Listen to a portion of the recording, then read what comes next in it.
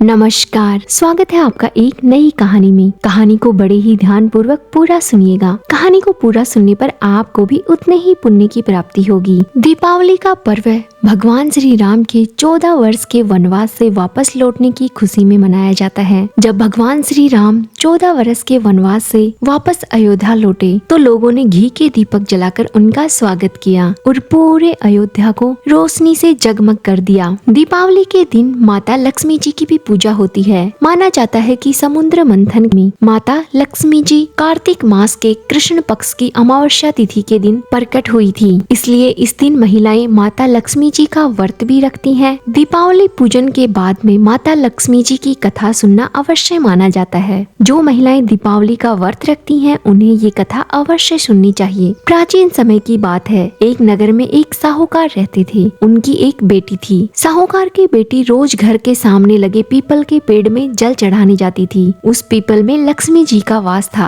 एक दिन उसी पीपल के पेड़ से लक्ष्मी जी प्रकट हुई और साहूकार की बेटी से बोली, मैं तुझसे बहुत प्रसन्न हूँ, इसलिए मैं तुझे अपनी सहेली बनाना चाहती हूँ। साहूकार की बेटी बोली, क्षमा कीजिए, मैं अपने माता पिता से पूछकर ही बताऊंगी। साहूकार की बेटी बहुत ही आज्ञाकारी थी। वह अपनी माता पिता की सारी बातें माना करती थी और उनकी आज्ञा के बिना कोई काम नहीं करती थी। साहूकार की बेटी ने घर आकर अपने माता पिता को सारी बातें बताई और कहा, यदि आपकी आज्ञा हो तो वह माता लक्ष्मी जी का प्रस्ताव स्वीकार कर ले। माता पिता ने हाँ कह दी। इस तरह से वे दोनों सहेलियां बन गई। लक्ष्मी जी उससे बहुत प्रेम करती थी। एक दिन माता लक्ष्मी जी ने उसे भोजन के लिए बुलावा दिया। जब साहूकार की बेटी भोजन करने के लिए पहुंची तो लक्ष्मी जी ने उसे सोने चांदी के बर्तनों में खाना खिलाया, सोने की चौकी पर बिठाया और उसे बहुत कीमती रेशमी कपड़े ओढ़ने पहनने के लिए दिए। इसके बाद लक्ष्मी जी ने कहा कि कुछ दिन बाद मैं तुम्हारे यहाँ आऊंगी। साहूकार की बेटी ने हाँ कर दी और घर चली गई। उसने जब सारी बातें अपने माता पिता को बताई तो वे बहुत खुश हुए, लेकिन बेटी कुछ सोचकर उदास होकर बैठ गई। जब साहूकार ने इसका कारण पूछा तो बेटी ने बताया, लक्ष्मी जी का वैभव बहुत बड़ा है, मैं उन्हें कैसे अपने घर में बिठाऊंगी, कहाँ बिठाऊंगी, क्या खिलाऊंगी, मुझे कुछ समझ नहीं आ रहा है। ये सुनकर पिता ने कहा कि घर की जमीन को अच्छी तरह लीपना और अपनी पूरी श्रद्धा से रूखा सूखा जैसा भी भोजन बने उसे बहुत ही प्रेम से लक्ष्मी जी को खिला देना। पिता की बात पूरी हुई भी नहीं थी कि तभी कहीं से एक चील उड़ती हुई आई और एक बेशकीमती 9 लखा हार साहूकार के आंगन में गिराकर चली गई। ये देखकर साहूकार की बेटी बहुत खुश हो गई। उसने पिता की बात मानी और घर को बहुत सुंदर तरीके से सजाया, जमीन की सफाई लिपाई की। चील ने जो हार साहूकार के घर में गिराया था उसे बेचकर लक्ष्मी जी के लिए अच्छे भोजन का इंतजाम किया, सोने की चौकी और रेशमी दुसाला खरीदा। जब लक्ष्मी जी घर आई तो साहूकार की बेटी ने उन्हें सोने की चौकी पर बैठने को कहा। इस पर माता लक्ष्मी जी ने कहा, इस पर तो राजा रानी बैठते हैं। इतना कहकर माता लक्ष्मी साफ जमीन पर ही आसन बिछाकर बैठ गई और बहुत ही प्रेम से भोजन किया। माता लक्ष्मी साहूकार के परिवार के आदर सत्कार से बहुत खुश हुई और उनका घर सुख संपत्ति से भर गई। हे लक्ष्मी माता, जिस तरह आपने साहूकार के परिवार पर अपनी कृपा बरसाई, वैसा ही कहानी कहने वाले, सुनने वाले और हुंकारे भरने वाले सब पर अपनी कृपा हमेशा बनाए रखना। दीपावली का पर्व बहुत धूमधाम से मनाया जाता है। इसकी हिंदू धर्म में एक अलग ही मान्यता है। दीपावली सभी त्योहारों में उच्च स्थान रखता है। इस दिन लोग अपने घरों में और घर के बाहर दरवाजों के आसपास दिए जलाते हैं, रंगोली बनाते हैं, रंग बिरंगी लाइटों से घर को सजाते हैं। देवी लक्ष्मी जी की पूजा करते हैं जो धन और समृद्धि की देवी हैं। ऐसा माना जाता है कि अमावस्या की रात को माता लक्ष्मी जी पृथ्वी पर विचरण करती हैं, इसलिए लोग अपने घरों के दरवाजे खुले रखते हैं। इस दिन लोग अपने दोस्तों और परिवार वालों को मिठाइयों के डिब्बे और उपहार देते हैं। बच्चे आतिशबाजी और पटाखों से खुशियाँ मनाते हैं। इस दिन लोग दूर दूर से अपने परिवार के साथ त्योहार मनाने आते हैं। दीपावली का त्योहार एक अलग ही उत्साह भर देता है। हिंदू धर्म में दीपावली की एक अलग मान्यता भी है। माना जाता है कि दीपावली के अवसर पर नई शुरुआत का समय माना जाता है, इसलिए लोग अपने घरों की सफाई, नवीनीकरण और नए कपड़े भी खरीदते हैं। दिवाली हर घर में खुशियाँ लेकर आए। सभी को दिवाली की हार्दिक शुभकामनाएं। कहानी कैसी लगी कमेंट करके जरूर बताइएगा। ऐसी ही प्यारी प्यारी कहानियाँ सुनने के लिए हमारे चैनल को जरूर सब्सक्राइब कीजिएगा। धन्यवाद।